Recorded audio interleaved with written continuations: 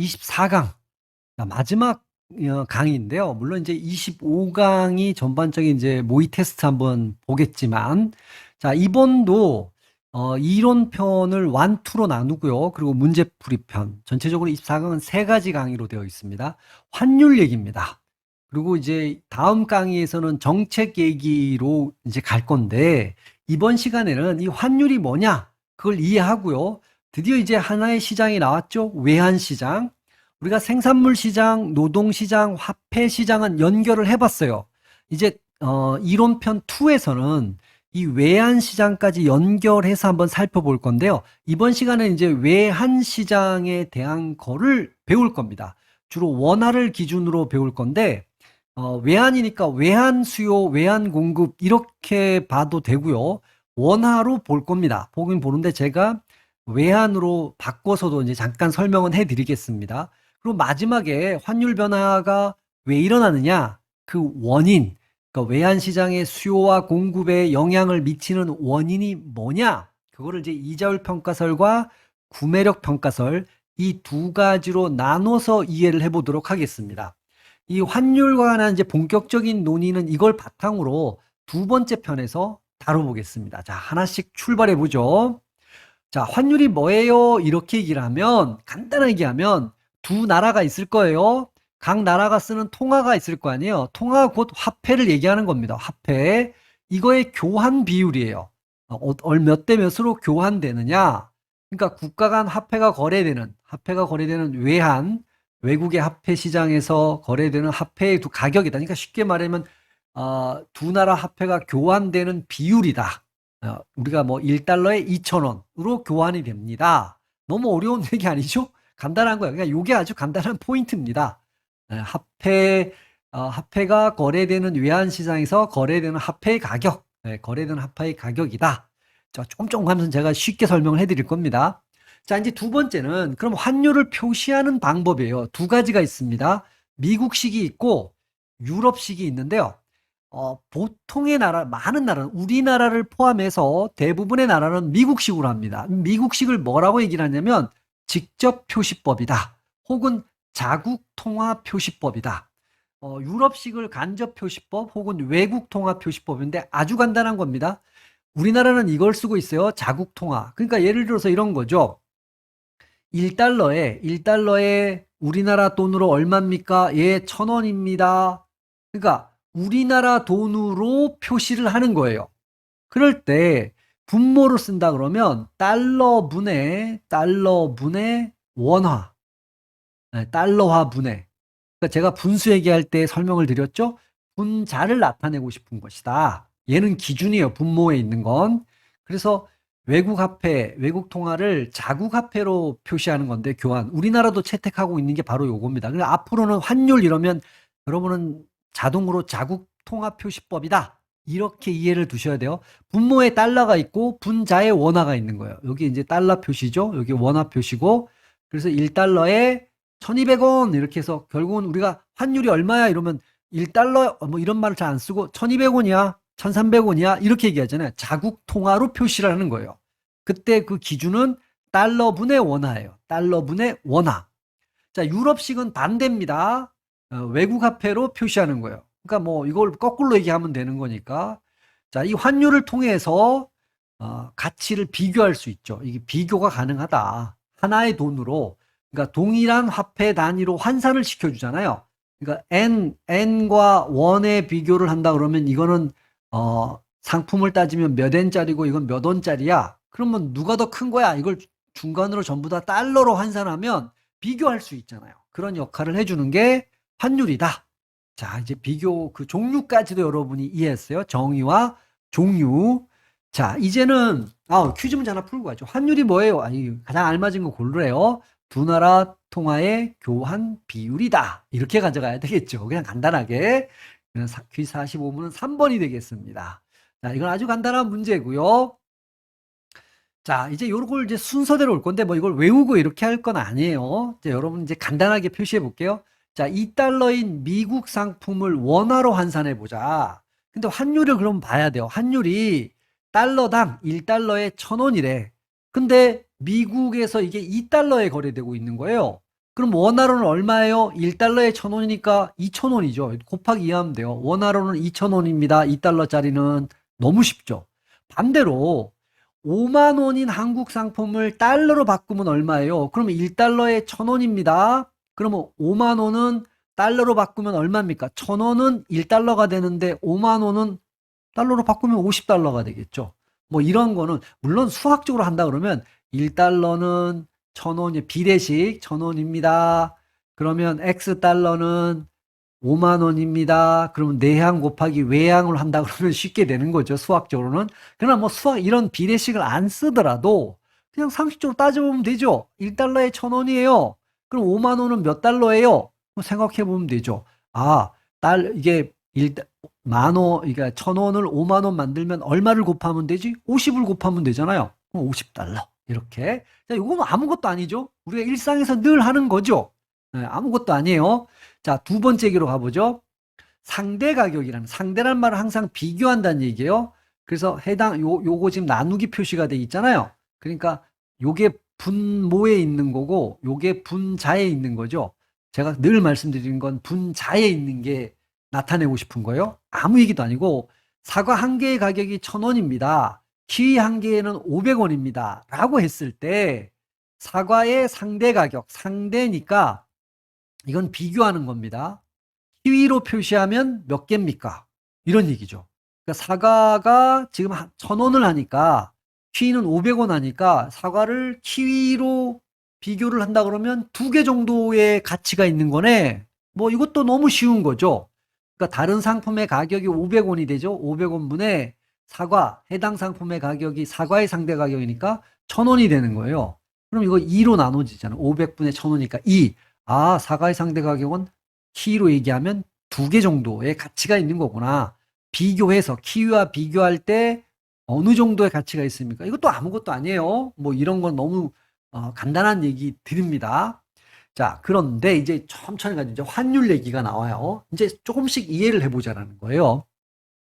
근데 제가 여기서 여러분이 이제 교양으로 배우시고 막 이러니까 복잡하게 여기 막 사실은 복잡한 논의는 아닌데 여러분 입장에서는 아우 머리 아파 이런 생각을 많이 해요. 그래서 제가 지금 요거 하기 전에 환율 이렇게 나왔을 때 자국통화표시법으로 이제 가는 거죠. 앞으로 이렇게 얘기하자는 거예요. 환율이란 말이 여러분 머릿속에 딱 들어오잖아요. 대부분은 자국통화표시법을 쓰니까 환율은 그러니까 외화라는데 달러예요. 원화 대 달러만 생각하잖아요. 아, 달러의 가격이다. 또는 가격 대신에 뭐 가치. 엄밀하게 가격론과 가치론은 조금 차이 있지만 어쨌든 앞으로 여러분 머릿속에 이렇게 가자는 거예요. 환율이 뭐예요? 달러 가격이야. 달러 가치야. 우리나라 거 아니에요. 환율은 달러 가치야. 외국 외화의 가치야. 우리나라 돈이 아니고. 자, 그러면 이렇게 생각하시면 되죠. 자, 앞으로는 이렇게 공식처럼 가져가시고요. 환율이 상승했어요. 라고 얘기를 한다는 건 달러 가격이 올라갔어요. 달러의 가치가 올라갔어요. 이런 얘기잖아요. 그러니까 제가 요렇게 막 설명된 걸 요렇게 갖다 놓은 거예요. 1달러에 1,000원 했어요. 그러면 환율이 상승했다라는 거는 달러의 가치가 올라갔다라는 거예요. 그러니까 1달러에 2,000원 됐다는 얘기예요. 무슨 얘기냐? 옛날에는 1달러 받으시려면요, 1,000원 갖고 오셨어야 돼요. 근데 이제 달러가 더 귀해졌어요. 1,000원으로는 1달러 못 주겠어요. 2,000원은 갖고 오셔야지만 1달러 주겠습니다. 이게 뭐예요? 달러의 가치가 올라갔다는 얘기죠. 그렇죠. 이해되시죠, 이게? 이걸 환율 상승이라고 얘기를 한다, 이런 얘기예요. 환율이 상승했다라는 건 달러의 가격이 올라갔습니다. 1,000원에서 2,000원으로 올라갔습니다. 원화로 표시하는 거니까 자국통화표시법이니까 원화로 표시하는 거예요. 1달러라는 하나의 상품이라고 생각하셔도 돼요. 이걸 1달러를 사과 한 개 이렇게 생각하셔도 됩니다. 사과 한 개가 1,000원에서 2,000원으로 올라갔어요. 사과 가격을 환율 이렇게 생각하셔도 되는 거예요. 환율 상승이라는 말을 아시겠죠? 그러니까 그러면 원래 어떻게 됐냐? 미국 사과가 1달러였어요. 한국 사과는 1,000원이었어요. 요렇게 환율이 됐을 때. 그러니까 원래는 미국 사과를 바꾸면 1,000원이 되는 거고 한국 사과는 1,000원이니까 같았단 말이에요. 그런데 환율이 요렇게 올라간 거야. 올라가면 미국 사과. 자, 미국 사과는 이제 원화로 바꾸면 2,000원짜리가 된 거예요. 한국 사과는 여전히 어떻게 돼요? 1,000원으로 돼 있단 말이에요. 그러니까 미국 사과가 비싸진 거란 말이에요. 이렇게 돼버리면 해외 상품이 원화로 표시했을 때 여기 2,000원으로 표시했잖아요. 상승해요. 그리고 그 얘기는 국내 상품, 한국 사과는 상대적으로 싸졌잖아요. 그러니까 해외 상품, 미국 사과하고 국내 상품, 한국 사과 했을 때 국내 상품 가격이 하락한 느낌이 들잖아요. 그죠? 국내 상품은 가만히 있는데 환율만 변했을 뿐이야. 환율만 변했는데 국내 상품이 싸게 먹히는 거야. 국내 상품의 가격이 하락하는 느낌이 있다는 거예요. 그러니까 환율이 상승했어요. 이런 상황이 벌어진 겁니다. 상승했다라는 걸 원화로 바꿔주면 돼. 표시는 자국통화 원화로 표시해야 되니까 1달러짜리가 1,000원이었는데 1달러가 2,000원이 됐어요. 환율은 달러의 가격입니다. 달러의 가격이 1,000원에서 2,000원으로 올라갔죠. 그러면 자동으로 국내 상품 가격이 싸진 것처럼 보여요. 미국 사과는 여전히 미국에서는 1달러인데 이걸 우리나라 입장에서 보니까 야 이거 우리나라 들어오면 2,000원 되네. 그냥 앉은 자리에서 2,000원 되는 거예요. 에이 이런 미국산 사과 안 먹을래? 한국산 사과 먹을래? 이렇게 되겠죠. 그럼 그 얘기는 뭐야? 수입이 많이 된다 안 된다? 안 된다. 우리가 대충 느낌이 오잖아. 환율이 상승하면 결과적으로 미국 사과가 한국 들어오면 비싸져요. 그러면 수입이 어떻게 될까요? 줄겠지. 수입이 환율이 상승하면. 또 반대로 되면 수출은 그럼 이걸 이제 반대 현상이 벌어지니까 수출은 늘어나요. 이렇게 되는 거죠. 수출 입장에서 봐보면 가격 경쟁력이 생겨요. 이게 나중에 따지보기를 하고 어쨌든 이건 나중에 따질 거고요. 오, 말이 이해돼요. 외우지 말자고요. 그리고 환율이 상승했다를 이렇게 여러분은 표시할 수 있으면 너무나 당연한 얘기입니다. 싼 얘기. 이해하는 게 중요한 겁니다. 자, 그다음에 이제 환율과 통화의 상대 가격 뭐 이런 얘기 말이 좀 거창하잖아요. 여기 이런 말이에요. 국내 통화의 상대 가격은 환율의 역수다. 국내 통화는 원화가 되겠죠? 환율은 제가 뭐라 그랬어요? 달러화의 가치 이렇게 얘기했어요. 가격 이렇게 얘기했어요. 그럼 역수 반대란 얘기예요. 밑에 있는 이거 다 안 봐도 돼요. 그러니까 원화의 가치는 달러화의 가치에 반비례하죠. 너무나 당연한 얘기예요.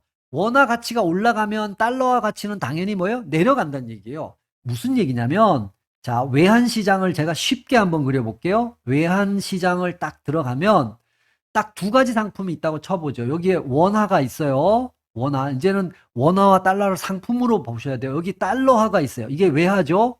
네, 달러. 이게 만약에 1대1로 있다 그러면 두 통화의 가치가 같을 거예요. 그런데 시간이 지나서 우리나라에 달러가 엄청 많이 들어왔어요. 그러면 원화가 상대적으로 이렇게 작아지게 보이고, 아니, 그러니까 요건 이렇게 표시하면 안 되겠다. 이렇게 원화는 이렇게 되고 달러화가 이만큼 더 늘었어. 이렇게. 그러면 달러화가 더 많아지잖아. 이렇게 돼버리면 달러화가 어쨌든 뭐 수출을 많이 했던 달러화가 늘어요. 그러면 여러분 양이 많으면 희소성이 어떻게 될까요? 희소성이 줄어들죠. 여러분 희소해야 가치가 높아지는 거예요. 그렇죠? 네, 부족하니까 가치가 높아진단 말이에요. 희소성이 떨어져요. 그러니까 달러 가격이 어떻게 되겠냐라는 거야. 떨어진다는 얘기예요. 이렇게. 그러니까 잘 봐보시면 그럼 달러 가격이 떨어진다는 얘기는 상대적으로 봐보세요. 원화의 양은 그대로인데 달러의 양이 늘어나니까 원화는 희소성이 어떻게 돼요? 올라가는 거야. 그러니까 원화의 가치가 어떻게 돼요? 원화의 가치가 올라가는 거지. 이해되죠? 양으로 생각해 두시면 돼요. 어차피 외환시장 안에도 이게 기본 룰이에요. 기본 룰.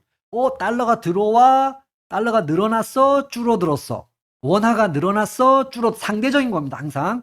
그걸 보고 생각하면 돼요. 근데 제가 무조건 공식처럼 가져가자 그랬죠? 달러의 가치가 곧 환율이다. 달러의 가격이 환율이다. 이렇게 딱 정해놓고 생각해 보면 원화의 가치가 올라갔다는 얘기는 원화의 양이 달러보다 상대적으로 적어졌다는 얘기예요. 원래는 그대로지만 달러가 워낙 많이 들어오는 바람에 그죠? 그러니까 한쪽의 가치가 올라가면 한쪽의 가치는 내려가는 게 당연한 거예요. 지금 요 환율과 통화의 상대 가격에서 이거 막 장황하게 써놨지만 역수다. 반비례한다는 얘기입니다. 국내 통화의 상대 가격은 환율, 즉 달러화의 가치, 외화의 가치와 반대로 움직인다. 왜 그러냐? 바로 이 양의 문제 때문에 그런 거예요. 한쪽에 둘의 양이 1대1이면 똑같아요, 가치는. 근데 막 수출하고 수입하다 보면 어느 순간에 달러화가 원화보다 많을 수가 있잖아요. 그러면 달러화의 가치는 내려가는 거야. 그 말은 상대적으로 원화의 가치는 올라간다는 얘기하고 똑같은 얘기예요. 여기서는 그것만 이해하면 돼요. 그러니까 그렇지. 그냥 그렇게만 이해하시면 되고요. 그 다음에 여러분 많이 보는 게 평가를 해서 절상을 했다. 그러니까 이건 업이죠. 올라갔다는 얘기예요. 뭐가? 가치가. 평가에서 절하했다. 가치가 다운됐다는 얘기잖아요. 그죠? 아래로 내려갔다, 올라갔다. 이런 얘기입니다. 그러면 여기도 뭐 이렇게 많은 얘기가 있는데 이렇게 생각하면 끝나요, 그냥. 만약에 제가 다시 한번 그림을 외환시장을 그려볼게요. 이렇게 돼 있었는데 원래 여기가 1대1로 있었어요.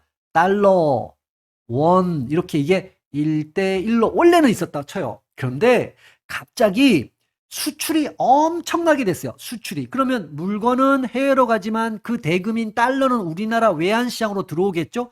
우리나라가 미국한테 수출하면 달러를 줄 거 아니야? 그러면 우리나라 외환시장에 달러가 이렇게 늘어날 거예요. 그러니까 달러가 이만큼이 됐어. 이러면 1대1이 아니고 이제 이게 2대1로 됐다라는 거야.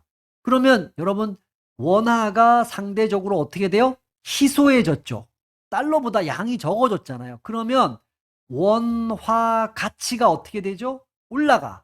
이 얘기는 달러 양이 많아지니까 달러의 희소성이 떨어진 거예요. 그러면 얘는 이제 희소성이 올라간 거고 달러 가치가 내려가는 거죠. 그러니까 양쪽 가치는 서로 역수 반비례해 있습니다. 달러 가치를 환율이라고 그러는 거예요. 자, 그러면 이렇게 원화 가치가 올라가는 걸 원화의 평가 절상이라고 얘기를 해요. 절상. 위로 올라갔다라는 거야, 가치가. 그러니까 원화의 가치가 상승했다는 얘기예요. 평가 절상이라는 건. 앞에 이제 뭐가 평가 절상이냐? 달러가 평가 절상이냐? 원화가 평가 절상이 이렇게 구분을 해줘야 돼요. 원화로 기준을 놓고 봅니다. 그럼 이 얘기는 달러 가치가 어떻게 됐다는 얘기예요? 하락했다는 얘기야. 달러 가치가 다른 말로 뭐라고요? 환율이라고 얘기한단 말이에요. 환율이 하락했다는 얘기예요. 이해가 되죠? 그러면 이제 이 말을 자연스럽게 생각하시면 돼요. 외환시장에 달러가 많이 들어왔네. 그러면 달러가 흔해 빠졌네. 그러면 원화는 상대적으로 양이 적어지겠네. 아이고 귀한 원화. 귀하니까 가치가 올라가네. 평가 절상되네. 이 달러는 흔해 빠지니까 안 귀하죠? 안 귀하니까 가치가 떨어지네. 평가 절하. 네. 그 달러 가치가 원화 가치가 올라갔다는 얘기는 달러 가치가 내려갔다는 얘기고 달러 가치는 곧 환율이니까 환율이 내려간다. 이렇게 여러분이 요 얘기가 그 얘기입니다. 그 얘기야. 그래서 수입이 증가할 것이다. 앞에 제가 그 비중으로 얘기했는데 1달러에 1,000원이었어요. 1,000원. 자, 그러면 이제 1달러에 이제 얼마가 될까요? 환율이 하락하니까 1달러에 500원 이렇게 된 거야. 그러니까 이게 원화 가치가 올라간 거예요. 옛날에 1달러 받고 싶으세요? 1,000원 갖고 오세요. 이렇게 했는데 1달러 받고 싶으세요? 500원 갖고 오세요. 절반만 가져가면 1달러 준대요. 그 얘기는 우리 원화가 가치가 올라간 거지. 달러 가치는 떨어진 거죠. 그죠? 교환 비율을 봐보면 뭐 당연한 거잖아요. 그러면 이렇게 된 게 되면 오히려 반대로 수입이 이제 증가하지. 수입 수출 얘기는 여기서 하지 말자고요. 지금 여러분 여기서 느낌은 뭐냐면 평가 절상, 평가 절하의 의미, 그걸 원화와 달러를 이제 다른 말로 외화라고 할 수 있어요. 다른 나라 돈. 근데 대표적인 게 달러니까 달러로만 생각해 보시면 이런 관계가 성립되는구나. 이걸 여러분이 이해하시면 돼요. 그렇게 어려운. 자, 이제 외환 시장으로 바로 들어올 건데요. 자, 외환 시장이니까 외환이 상품이에요. 이게 거래되는 건데 그러면 이렇게 놔야 되겠죠. 원래대로면 여기다 외환의 가격이 있고 여기 외환 양이 돼야 된단 말이에요. 이렇게 봐야 되겠죠. 외환의 가격, 이걸 달러 가격이라고 보면 이걸 뭐라고 얘기를 해요? 환율. 그러면 당연히 가격의 역수죠. 그러니까 이거는 이제 외환 달러 수요가 되는 거고 여기는 달러 공급이 되는 거예요. 그렇죠? 자, 이렇게 보는 게 일반적이에요. 근데 우리는 뭘로 보겠다라는 거냐면 원화로 보겠다라는 거야. 원화 입장에서. 그러니까 외화의 가치가 올라갔어요. 원화의 가치가 내려갔구나. 반대로 해석만 하면 돼요. 근데 어쨌든 원화로 한번 봐볼게요. 자, 여기서 이제 외환시장에서 제가 두 가지가 있다고 그랬어요. 이렇게 하면 여기 달러가 있고 여기가 외환시장 때는 원화가 있잖아요. 이 원화를 중심으로 보겠다라는 거야. 수직은 가격이니까 원화의 가치, 가격. 여기 이제 원화량 이렇게 되겠죠. 그러면 항상 이게 이제 원화의 수요예요. 원화라는 걸 하나의 상품이라고 생각하셔야 돼요. 사과 이런 것처럼 수요. 그러면 그 가치, 가격, 요거에 반비례하는 거니까 수요 법칙에서 우하향합니다.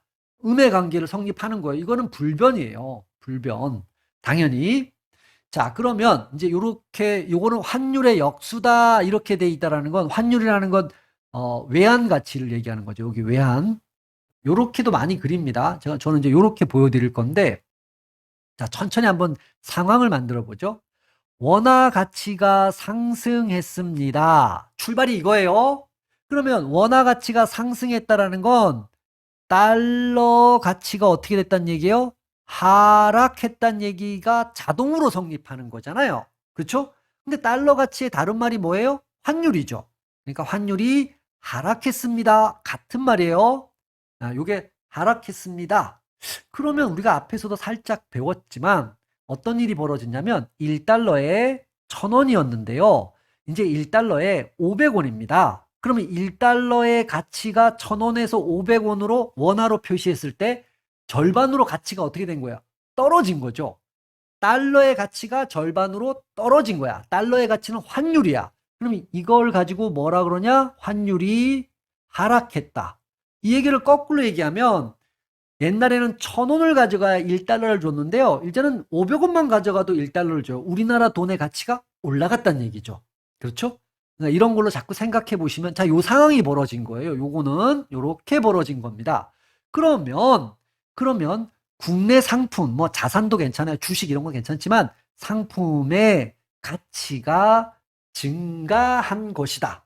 이런 얘기가 되는 거잖아요. 자동으로 우리가 수출할 때 반대말이 되는 거니까 한국 상품의 가치가 올라갑니다. 왜 그럴까요? 뭐 당연한 얘기이긴 하지만 천천히 생각해 보시면 이제 이게 어떻게 볼까요? 여기서 우리나라 옛날에 여기서 한번 생각해볼게요. 옛날에 1000원짜리였어요. 사과가 우리나라죠. 우리나라의 사과 한 개가 1000원이었는데 그래서 이걸 사 먹으려면 1달러만 있으면 됐죠. 외국 입장에서 한번 생각해 보자고요. 네, 1달러만 있으면 사과 한 개 사 먹을 수 있겠네 라고 생각했단 말이에요. 근데 이제 이게 500원이 된다. 자, 500원이 돼버리면 어떤 일이 벌어져요? 이게 1000원짜리가 수출이 쭉 돼요. 이렇게. 그럼 미국 가면 이게 얼마가 되는 거야? 2달러가 되는 거야.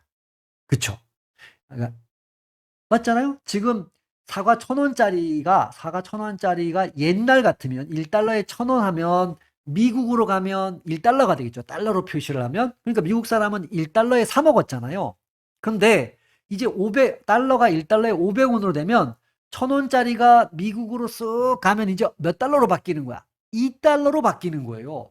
그러니까 미국 입사람 보면 한국 상품, 국내 상품의 가치가 올라간 거야. 가격이 올라간 거야. 그러면 미국에서, 해외에서는 우리나라 국내 상품, 한국 사과의 수요 구매가 감소하겠죠. 그러니까 수입을 안 한다는 얘기야. 우리 입장에서는 수출이 안 된다는 얘기죠.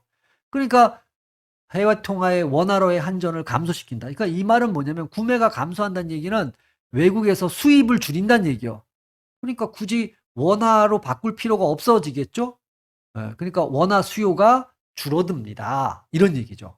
원화 가치가 상승하면 가치가 이렇게 여기 A점에 있다가 원화 가치가 이렇게 올라갔어요. 올라가면 B점으로 가면 원화 수요량이 줄어드는 이유가 바로 이거다 이런 얘기입니다. 자, 원화 가치가 이렇게 올라간다는 얘기는 환율이 하락했다는 얘기예요. 환율이 하락하면 외국 입장에서는 한국 상품이 비싸진 거야. 똑같은 건데 그죠?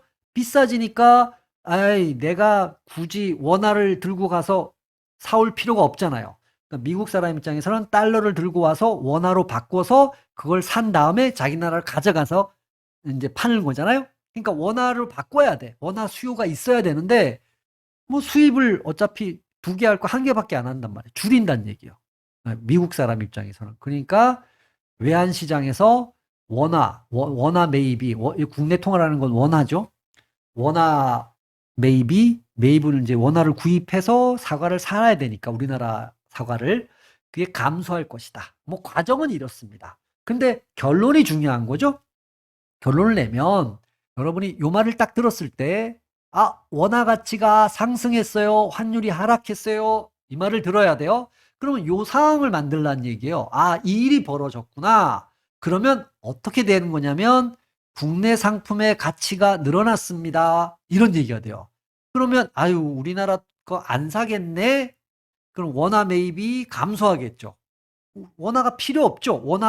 원화로 표시된 우리나라 상품을 안 살 거니까. 그래서 수요가 줄어듭니다. 음의 관계에 있습니다. 그러니까 다이렉트하게 얘기를 한다 그러면 환율이 하락하면 우리나라 입장에서는 수출이 어떻게 될 것 같아요? 안 되는 거야. 그렇죠? 우리나라 입장에서는. 미국에서 안 살 거란 말이에요. 비싸졌으니까. 그죠? 그래서 원화 가치 상승, 환율이 하락하면 우리나라 입장에서는 수출이 줄겠구나. 이론적으로는 그렇죠. 현실은 뭐 좀 차이가 있을 수 있지만 어쨌든 이론적으로 따져보면 그렇다. 그러니까 어느 입장이냐가 중요한데 우리는 기본적으로 우리 입장에서 생각해 보자고요. 우리 입장에서 생각해 보면 우리나라 물건 못 파네. 수출 안 되겠네. 이런 얘기. 그럼 반대로 생각해 보면 환율이 상승하면 수출이 많이 된다는 얘기죠. 그래서 공식처럼 하나 기억해 볼까요? 환율이 올라가면 수출은 올라갑니다. 자, 환율이 또 만약에 환율이 떨어지잖아요? 그러면 수입이 올라갑니다. 방금 전에 보셨지만 요건 이제 공식과 같이 기억해 두실 필요가 있죠. 환율이 올라가요, 수출이 올라가요. 환율이 떨어져요, 수입이 올라가요. 이렇게 이건 뭐 생각해 보면 되는 거죠. 암기 사항은 아니고요. 제가 여기다 이제 갖다 놨어요. 원화 가치 원화로 따져보는 겁니다. 여전히 출발은 요거예요. 그런데 자, 이런 일이 벌어진 거예요. 1달러에 1,000원에서 500원 된 건 이제 아셨죠? 원화 가치 상승했어요. 환율이 하락했어요. 그러면 뭔 일이 벌어질까? 지금 국내 상품이 아닙니다. 우리 입장에서 해외 상품을 딱 봐보면요. 여러분 천천히 생각해 볼게요. 옛날에 미국 사과가 1달러에 얼마였어요? 1,000원 했거든. 근데 이제 그러니까 미국 사과 하나를 가져오려면 1,000원이 필요했단 말이에요. 근데 이제 미국 사과 1달러를 가져오려면 얼마만 주면 돼? 500원만 주면 되잖아요. 그러니까 국내로 가지고 오면 여기 보면 해외 상품의 가치가 줄어든 거야. 옛날에 1달러짜리를 우리나라 입장에서 보면 1,000원짜리였단 말이에요. 사과 한 개가. 근데 이제는 뭐예요? 미국에선 여전히 1달러예요. 근데 우리나라 입장에서 원화로 생각해보니까 500원이 됐네? 야, 반값 됐네, 반값. 이 얘기예요. 우리나라 입장에서 봐보면 해외 상품의 가치가 줄어든 거야. 그러면 국내에서 뭔 일이 벌어질까요? 야, 미국 사과 빨리 사와. 미국 상품의 구매가 증가하겠죠. 그럼 미국 거 사오려면 일단 원화를 가져가서 달러로 바꿔야 될 거 아니에요? 그래서 원화로 해외 통화, 달러로 환전이 증가한단 말이에요. 그러니까 원화를 공급하고 시장에다 공급하고 달러를 수요해서 달러를 가지고 사갖고 온단 말이에요. 국내 통화, 즉 원화 공급이 증가한다는 얘기예요. 외환 시장에다 원화를 공급하고 그 얘기는 달러로 바꾼다는 얘기죠. 원화와 달러로. 그러니까 결론은 알았어요. 원화 가치와 국내 통화 공급과 관련해 보면 비례하고 있죠. 원화 가치가 상승하니까 공급은 증가하더라. 이렇게 우상향 양의 관계가 있더라. 이렇게 알 수가 있죠. 이걸 이제 환율로 바꾸, 즉 외환 가치, 달러 가치, 환율로 바꿔도 똑같이 설명이 돼요. 원화 가치를 기준으로 제가 그냥 설명을 해본 겁니다. 여러분이 조금 나는 잘 모르겠는데 뭐 만약에 이렇게 하신다면 여기를 이렇게 한번 바꿔볼게요. 여기를 환율이라고 치고 여기 이제 이렇게 이게 달러의 수요가 되잖아요. 그러면 예를 들어서 뭐 이런 거예요. 아주 직관적으로만 생각해 볼게요. 해외여행이 늘었어요. 자, 이러면 뭔 일이 벌어지냐면 우리나라 외환시장에서 해외여행 하려면 여러분한테 뭐가 필요해요? 달러가 필요하잖아요. 그러니까 뭘 알 수 있냐? 원화 공급은 늘고 달러 수요는 는다. 이렇게 되는 거죠. 그러니까 원화로 외환시장에 공급을 하고 공급한다는 얘기는 바꾼다는 얘기예요. 뭘로? 달러로. 그러니까 달러는 수요가 느는 거고 원화는 뭐예요? 공급이 느는 거지. 여러분이 100만 원짜리 원화를 들고 가서 달러로 딱 바꾸잖아요. 그래서 여러분 달러를 수요하신 거죠. 그 대신 원화를 줬죠. 원화를 외환시장에 공급을 한 거야. 그죠? 그러니까 우리는 지금 원화 측면에서 봤지만 달러 측면에서 보면 반대로 생각하면 되죠. 해외여행이 늘었어요. 그럼 달러 수요가 느네. 달러 수요가 늘어. 달러가 수요가 늘면 오른쪽으로 가잖아요. 그럼 환율이 올라가겠네. 환율이 올라간다는 건 달러 가치가 올라가겠네. 당연한 거죠. 달러의 수요가 늘었으니까. 자, 이 얘기를 반대로 풀면 원화의 가치는 떨어지겠네. 이런 얘기가 되겠죠. 달러 가치가 올라가면. 그러니까 이렇게 풀어도 되고 이렇게 원화로 풀어도 괜찮습니다. 여러분이 이제 이 논리만 이해하면 되니까. 자, 퀴즈 문제 하나 풀어볼까요? 환율과 관련 내용 중 옳지 않은 겁니다. 환율은 국가 간의 화폐, 통화의 교환 비율이죠. 이건 맞죠? 자, 원달러 환율이 상승한다 그랬어요. 이러면 환율은 뭐라고요? 계속 말씀드립니다. 이건 달러 가치다. 달러 가치는 외화입니다. 달러 가치가 상승했대. 근데 원화 가치가 올라간다. 이건 말도 안 되는 얘기잖아요. 네, 여기 원 달러라고 표시를 해놨죠. 자국 통화 표시법으로 쓴다는 얘기예요. 원래는 엄밀하게 이렇게 표시를 해줘야 돼. 46번에 2번은 완전히 틀렸죠. 원화 가치가 올라가는 게 아니라 내려와야지. 외화 가치가 올라가는 거죠. 자, 원달러 환율에서 환율이 하락하면 환율은 달러 가치예요, 외화 가치? 외화 가치가 떨어진 거야. 그러면 반대로 얘기하면 우리나라 가치, 돈 가치가 올라간 거죠. 이렇게. 그럼 요걸 달러 표시 수출 환율이 하락했어요. 달러 표시 수출 가격이 높아져. 수출 경쟁력이 떨어진다. 제가 이제 이렇게 얘기했죠. 환율이 하락하면 수입이 늘어나요. 그럼 그 얘기는 수출은 줄어들어요. 좀 더 풀어볼까요? 요거를. 자, 1달러짜리가 있는데 가치가 얼마였냐면 1,000원에 교환되는 가치였어요. 근데 1달러인데 그러니까 환율이 하락했다. 외국 돈, 이 달러의 가치가 하락해야 돼요. 1,000원짜리 달러였는데 이제는 500원짜리로 가치가 떨어졌다는 얘기예요. 그러면 수출을 할 때 달러로 표시해서 갈 거 아니에요. 그럼 옛날에 예를 들어서 이게 1달러에 이제 500원이 됐으니까 아까랑 똑같은 겁니다. 예를 들어서 1,000원짜리를 만들었다 그러면 옛날 같으면 1달러로 표시됐을 거 아니에요. 미국에서. 그죠? 근데 이제는 1,000원짜리가 미국으로 가면 몇 달러에 표시돼야 돼요? 2달러로 표시된단 말이에요. 그러니까 미국 사람 입장에서 봤을 때는 1달러 했다가 2달러가 된 거야. 똑같은 제품인데 하나가. 그죠? 500원이니까 1,000원짜리를 똑같이 수출한다고 했을 때 이제 미국으로 가서 달러로 딱 표시하는 순간 옛날에는 2달러, 1달러로 표시했는데 이제는 2달러로 표시가 돼야 된다. 그러니까 가격 경쟁력이 떨어지죠. 그러니까 수출이 잘 안 된다는 얘기가 바로 그 얘기예요. 이걸 반대로 수입하는 걸 생각하면 수입 가격이 훨씬 싸진 거예요. 그죠? 1달러 사 먹을 때 1,000원으로 사 먹었는데 이제는 1,000원 가져가면 두 개를 사 먹을 수 있게 된다. 2달러어치를 사 먹을 수 있게 되니까 수입은 그러니까 잘 되는 거죠, 오히려. 자, 원달러로 하면 달러를 분모에다 놨잖아요. 원으로 분자로 놓고 표시했잖아요. 이건 자국 통화 표시법이죠. 예, 미국식 가장 많이 쓴다 그랬어요. 직접 표시법입니다. 자국 통화로 직접 표시하는 거. 맞는 얘기죠. 그래서 퀴즈 46번은 2번이 틀린 표현입니다.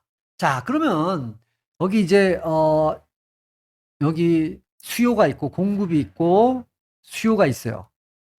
이게 이제 원화로 제가 지금 표시한 거고 달러화로 할 수도 있다고 말씀드렸어요. 이건 이제 원화 수요 공급, 여기는 이제 원화 가치인데 이거를 반대로 얘기하면 반대가 되는데 여기가 이제 외화로 이렇게 수요 공급할 수 있는데 어쨌든 이러나 저러나 이렇게 외환 시장의 원화의 수요, 원화의 공급 또는 달러의 수요, 달러의 공급에 영향을 미치는 게 무엇이 있습니까? 라고 물었을 때, 그러니까 환율을 결정하는 요인이에요.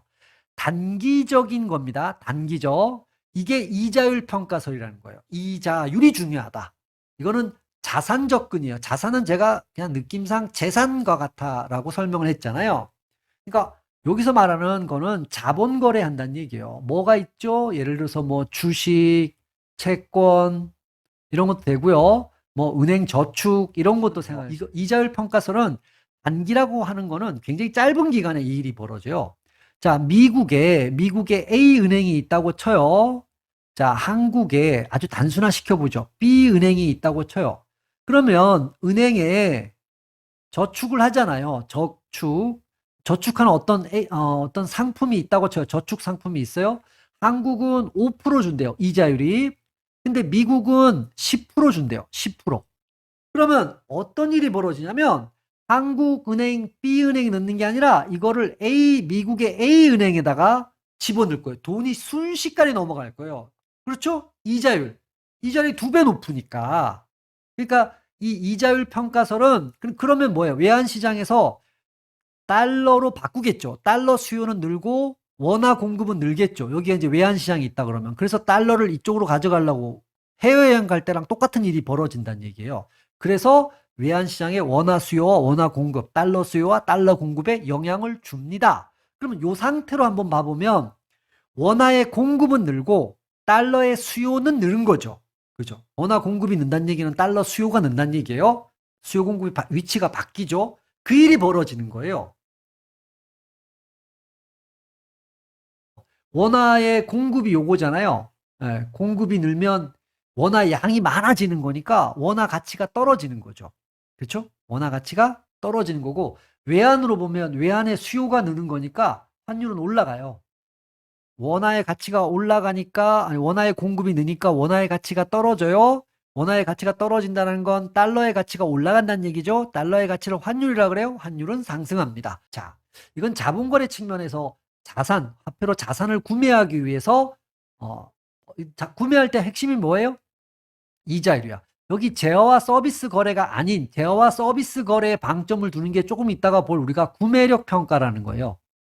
근데 자본거래에 방점을 두는 게 이자율 평가입니다.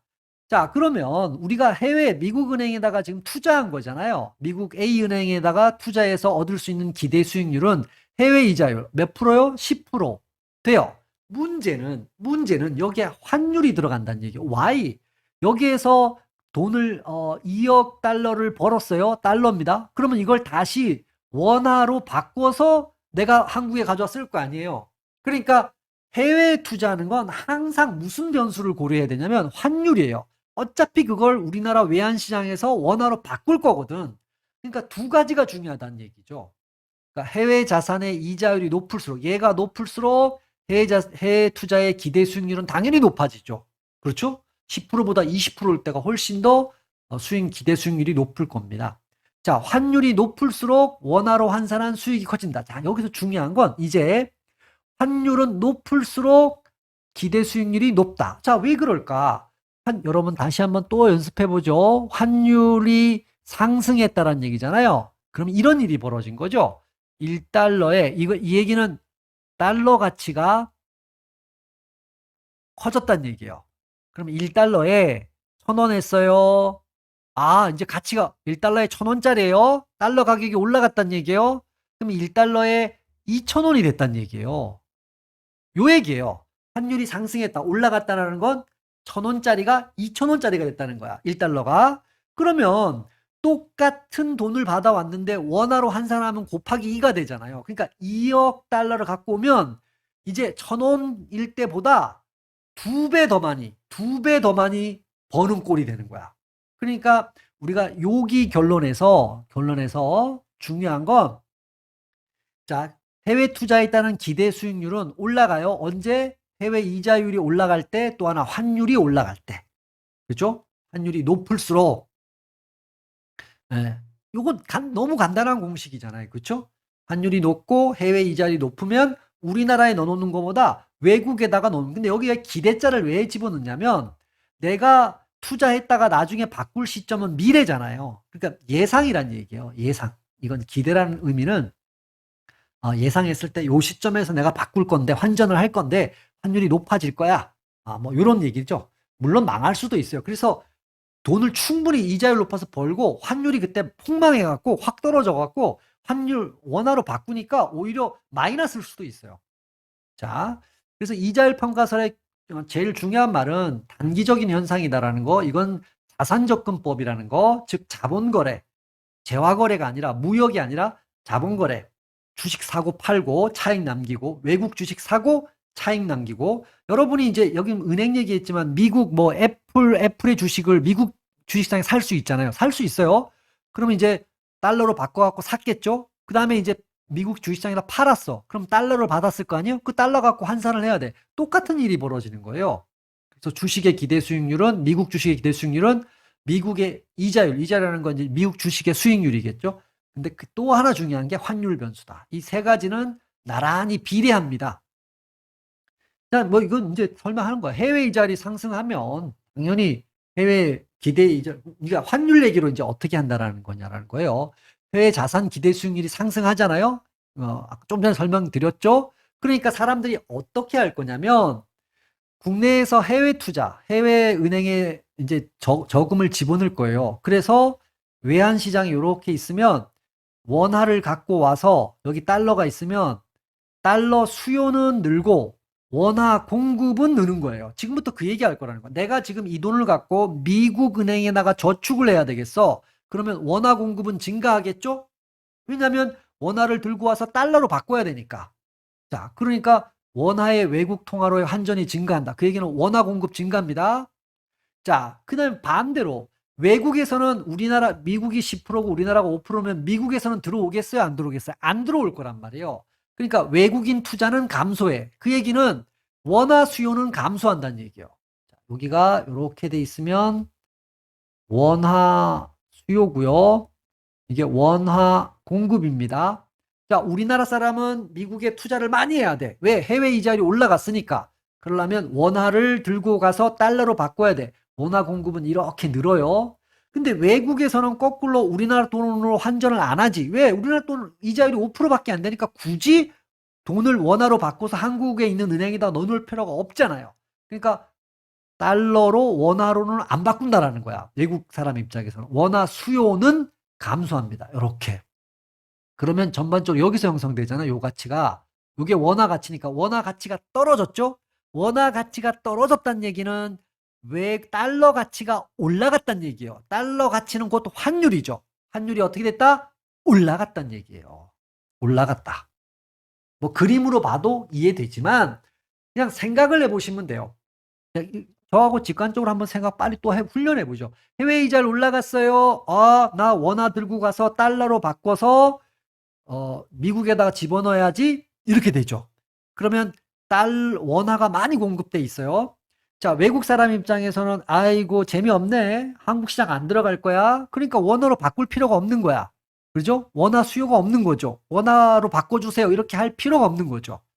자, 그래서 요 두 가지 일이 벌어지는 겁니다. 그러니까 원화 입장에서 보면 공급은 늘고 수요는 줄은 거야.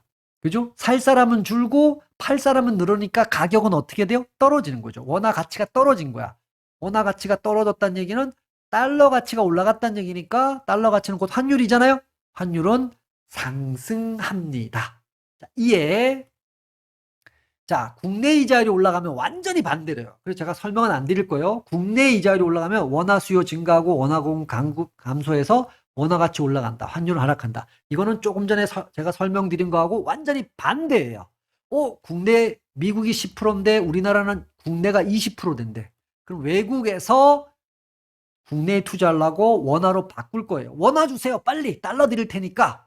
그러니까 우리나라에서는 굳이 달러로 바꿀 필요가 없죠. 원화 들고 가서. 그러니까 원화 공급은 감소하는 거예요. 원화로 안 판다는 얘기예요. 달러로 안 바꾼다는 얘기입니다. 이 두 가지가 완전히 반대로 일어날 거고 이 일이 벌어질 것이다. 생각해본다. 자, 장기적으로 환율 변화에 영향을 주는 건 구매력 평가설입니다. 자, 우리가 이자율 평가설이 자산 접근이에요. 자본 거래에 방점을 뒀단 말이에요. 주식 뭐 이런 거. 근데 구매력 평가설은 재화와 서비스 거래입니다. 무역, 교환을 하는 거예요. 자산이 아니라 물건을 교환하는 거. 재화와 관련된 겁니다. 여기에 방점을 따라 여기에 의해서 환율이 결정된다. 라는 건데 예를 들어서 이런 거예요. 2번 같은 걸 한번 이해만 해두시면 국내 상품에 대한 해외 수요가 증가했다. 이걸 우리 입장에서 봐보면 수출이 증가했다는 얘기잖아요. 한국 입장에서 늘 생각해야 되니까. 자, 수출이 증가하면 여러분이 간단하게 생각해 보세요. 이렇게 되는 거예요. 물건은 해외로 가죠. 근데 물건의 가격, 달러는 국내로 들어오는 거야. 그렇죠. 그러면 달러 공급이 증가하는 거죠. 그럼 수출업자는 이 달러를 뭘로 바꿀 거예요? 원화로 환전을 할 겁니다. 그러니까 쉽게 얘기하면 국내 상품에 대한 해외 수요가 증가했다는 얘기는 수출이 증가했다는 얘기고, 수출이 증가하면 물건은 해외로 가고 달러가 국내로 많이 들어온다는 얘기예요. 달러 공급이 들어온다는 얘기예요. 그러면 이 달러 공급 들어왔다. 그러면 이 달러를 뭘로 바꿔야 돼요? 원화로 바꿔야 돼요. 원화 주세요. 달러 드릴 테니까 원화 주세요. 국내에선 달러가 필요 없으니까. 그래서 원화의 수요가 증가한다는 얘기예요. 이 얘기는 다른 말로 달러 공급이 늘었다는 얘기예요. 국내에 달러가 쭉 들어옵니다. 들어오면 이걸 이제 뭘로 바꾸겠어요? 원화로 바꿔서 기업들이 가져갈 거예요. 그쵸? 그러니까 원화 가치가 어떻게 되는 거예요? 원화 수요가 늘어나니까. 그러니까 여기서 딱 끝내도 돼요. 달러 공급이 늘었어요? 달러가 많아진 거잖아요. 그럼 달러 가치 떨어지네? 너무 양이 많으니까 희소성이 떨어지잖아요. 달러 가치 떨어졌네? 그럼 그 얘기를 반대로 얘기하면 원화 가치 올라갔네. 이 얘기죠. 네, 원화 가치 올라갔다라는 건 달러 가치가 떨어졌다는 얘기니까 환율이 하락한다. 환율은 달러 가치. 이렇게 생각해도 쉽게 이해할 수 있죠. 이 구매력 평가의 환율은 간단하게 얘기해서 해외 물가분의 국내 물가로 돼요. 왜 그러냐면 이 환율을 제가 이렇게 얘기했잖아요. 쉽게 가볼게요. 이걸 절대 구매력 평가설인데 사실은 달러의 가치다. 이렇게 제가 번역을 했죠. 그러면 해외 물가가 상승을 하면 이런 얘기요. 해외 물가니까 이제 이걸 미국이라고 치죠. 달러의 가치가 어떻게 된 거예요? 해외 물가, 즉 미국의 물가가 상승했어요. 미국에 쓰는 돈이 달러잖아요. 물가가 올라가면 그 화폐의 가치는 떨어지잖아요. 가치가 떨어진 거예요. 그렇죠? 해외 물가가 올라가면 달러의 가치는 떨어진 겁니다. 그러니까 해외 물가가 올라가요. 그러면 환율은 떨어져요. 그 말은 뭐예요? 달러 가치가 떨어져요. 이해되죠? 네, 국내 물가하고는 비례합니다. 국내 물가. 예를 들어서 국내 물가가 올라갔다고 쳐봐요. 그러면 올라가면 원화 가치가 떨어진 거야. 원화 가치가 떨어졌다는 건 똑같은 말로 뭐예요? 달러 가치가 올라갔다는 얘기예요. 그렇죠? 그러니까 국내 물가 올라갔어요. 그러면 환율이 올라가요. 환율이 올라갔다는 얘기는 달러 가치가 올라갔어요. 그렇죠? 달러 가치가 올라갔다는 얘기예요. 그러니까 이렇게 사실은 환율이 돼요. 물론 상대적 구매력 평가서는 조금 더 복잡한 요소가 있지만 본질은 이거야. 그러니까 두 나라 물가 수준이 환율을 결정한다. 요점이 이거예요. 여기서 지금 여기 구매력, 화폐의 교환, 물건과 물건을 산다는 얘기잖아요. 이 제어와 서비스 거래, 이 물건을 구매하는 거, 구매할 때 제일 중요한 영향을 주는 게 뭐예요? 물가. 그 물가가 구매력에 영향을 줘서 장기적으로는 두 나라의 그 통화의 교환 비율인 환율을 결정하는구나. 그걸 요 예로 하나 보여드린 거예요. 요 예로. 만약에 여기 상품에 이건 거래죠. 무역이죠.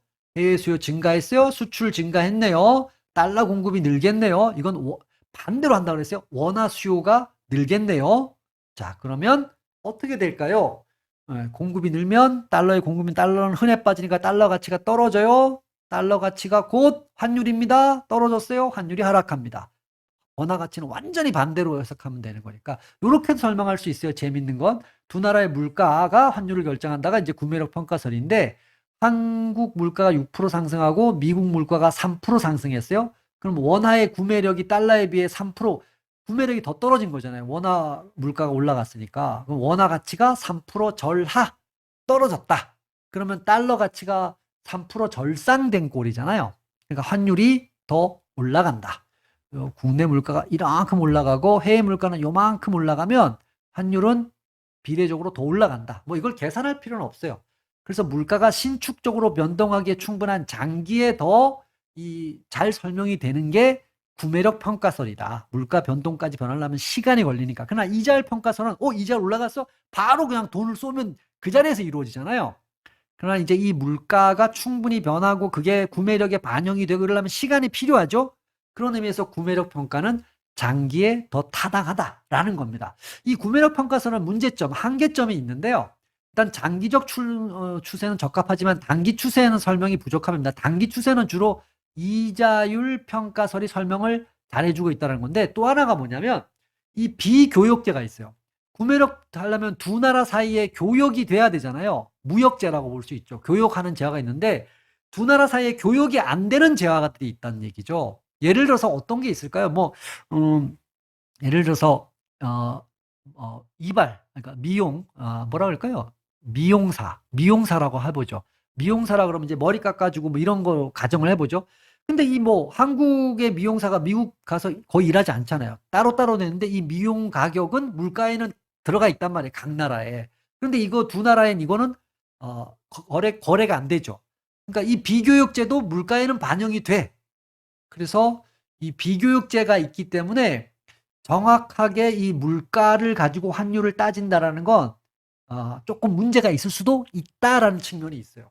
그러니까 왜냐하면 교육제만 있을 때는 이것들이 상호 교육이 될 때 어떤 비교를 할 수 있는데 비교육제는 교육하기 힘들거든요. 뭐 크게 중요한 얘기는 아니지만 간단하게 얘기하면 구매력평 한계에는 비교육제 또 하나가 단기 추세 설명하는데 한계가 있다.